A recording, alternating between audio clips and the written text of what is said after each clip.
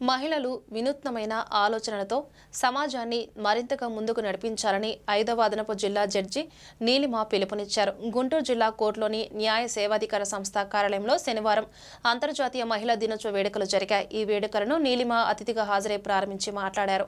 మహిళలు తమ బాధ్యతలను సమర్థవంతంగా నిర్వర్తిస్తూనే అన్ని రంగాల్లో రాణిస్తున్నారని కొనియాడారు. పురుషులతో కూడా మహిళలతో సమానంగా బాధ్యతను పంచుకుంటుంటే కుటుంబాలు సంతోషంగా ఉంటాయని అన్నారు. ప్యానెల్ అడ్వకేట్ ఝాన్సీ, అనురాధ, న్యాయ సేవాధికార సంస్థ కార్యదర్శి జియావుద్దీన్ తదితరులు ఈ వేడుకల్లో పాల్గొన్నారు.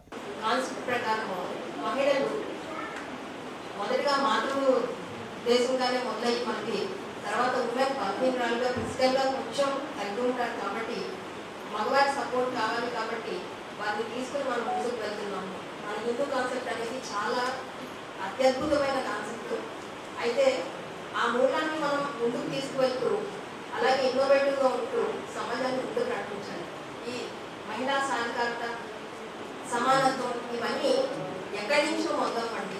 చాలా సింపుల్ వర్డ్స్లో మనం చెప్పుకోవాలంటే మనతోనే మొదలవుతుంది. సొసైటీ అన్నా, ఫ్యామిలీ అన్నా, దేశం అన్నా మనతోనే మొదలవుతుంది.